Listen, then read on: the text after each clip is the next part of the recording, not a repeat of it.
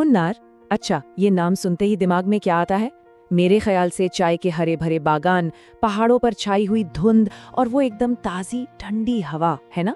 तो चलिए आज केरल के इसी मशहूर हिल स्टेशन की कहानी को थोड़ा और करीब से समझते हैं।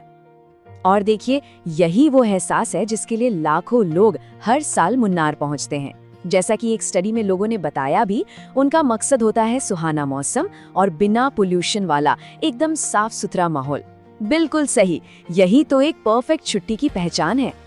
तो मतलब इमेज तो एकदम क्रिस्टल क्लियर है।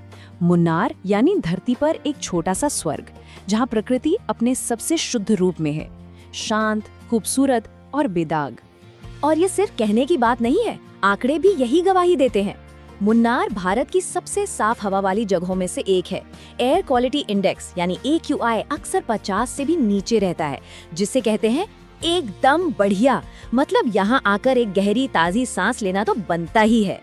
ठीक है, तो यहाँ तक तो सब बढ़िया है, लेकिन क्या ये कहानी इतनी ही सिंपल है? ये जो तस्वीर है, जो इतनी परफेक्ट लग रही है, क्या ये पूरी है या इसमें कोई और पहलू भी छिपा हो सकता है? चलिए थोड़ा और गहरा उतरते हैं। और ये सवाल बहुत जरूरी है, क्या वाकई इस जन्नत की हवा उतनी ही पाक साफ है जितनी हम सब मानकर चलते हैं? चलिए जरा सबूतों पर नजर डालते हैं। और यहीं पर कहानी में एक दिलचस्प मोड़ आता है। एक तरफ तो AQI 49 के आसपास रहता है, जो कि शानदार है, पर दूसरी तरफ कुछ रीडिंग 66 तक भी पहुंच जाती हैं, जो सेंसिटिव लोगों के लिए ठीक नहीं मानी जाती। और इससे भी बड़ी बात, साइंटिफिक स्टडीज में यहाँ मानव जनित एरोसोल मिले हैं। अब ये मानव जनित एरोसोल क्या बला है? आसान भाषा में कहें तो ये इंसानी गतिविधियों से पैदा हुआ प्रदूषण है, जैसे गाड़ियों का धुआं और दूसरे छोटे छोटे कण। ये एक सीधा साधा संकेत है कि इस प्राचीन माहौल में इंसानी दखल अंदाजी अपना निशान छोड़ रही है। तो हवा की कहानी में तो एक पेच है। चलिए अब आगे बढ़ते हैं और देखते हैं कि कहानी हमें कहाँ ले जाती है, क्योंकि एक और चीज है जो इस माहौल पर शायद इससे भी बड़ा और नाटकीय असर डाल रही है।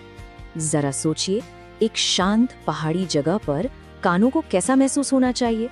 शायद पक्षियों की चहचहाहट या हवा की सरसराहट। लेकिन मुन्नार में असल में क्या सुनाई दे रहा है? इससे पहले कि हम आंकड़े देखें, ये जानना जरूरी है कि शोर का सरकारी पैमाना क्या है। देखिए, एक शांत क्षेत्र जैसे कोई नेशनल पार्क में दिन में शोर 50 डेसिबल से ज्यादा नहीं होना चाहिए। ये कानूनी सीमा है। इस नंबर को याद रखिएगा, 50 डेसिबल। और अब देखिए, ये जो बात इस स्लाइड में चौंकाने वाली है, वो है ये जमीन आसमान का फर्क। जब टूरिस्ट नहीं होते तो शोर का लेवल कानूनी सीमा यानी 50 डेसिबल के आसपास ही रहता है, लेकिन जैसे ही भीड़ आती है, ये आंकड़ा सीधा 84 डेसिबल पर पहुंच जाता है। ये किसी व्यस्त सड़क जितना शोर है एक शांत जंगल में। 84 डेसिबल। और ये शोर कहाँ रिकॉर्ड हुआ? एराविकुलम नेशनल पार्क में, जिसे एक शांत और संरक्षित इलाका होना चाहिए था। तो यहाँ सबसे जरूरी बात यह है कि जिस शांति के लिए लोग यहाँ आते हैं, वही शांति टूरिस्ट की वजह से सबसे ज्यादा भंग हो रही है। तो ये हमें एक बड़े ही अजीब विरोधाभास पर ले आता है। इस प्रदूषण का जिम्मेदार कौन है? कोई फैक्ट्री, कोई उद्योग? नहीं, इसके जिम्मेदार वो लोग हैं जो इस जगह से सबसे ज्यादा प्यार करते हैं, यानी हम और आप जैसे पर्यटक। याद है हमने शुरू में क्या देखा था? लोग मुन्नार क्यों आते हैं? सुहाना मौसम, प्रदूषण मुक्त हवा और सुकून के लिए। और अब विडंबना देखिए, जिन चीजों की तलाश में लोग यहाँ आते हैं, उन्हीं पर सबसे बड़ा खतरा मंडरा रहा है, और वो भी उन्हीं की वजह से। और ये स्लाइड इस पूरे चक्र को शानदार ढंग से दिखाती है। पहला कदम, लोग एक शांत साफ सुथरी जगह ढूंढते हैं। दूसरा कदम, जब हजारों लोग अपनी गाड़ियों के साथ उसी जगह पहुंचते हैं, तो वही शांत जगह शोरगुल और प्रदूषण से भर जाती है। ये एक क्लासिक केस है, जहां हम किसी जगह को इतना पसंद करते हैं कि हमारी मौजूदगी ही उसे धीरे धीरे खत्म करने लगती है। तो अब ये कहानी सिर्फ मुन्नार की नहीं रह जाती।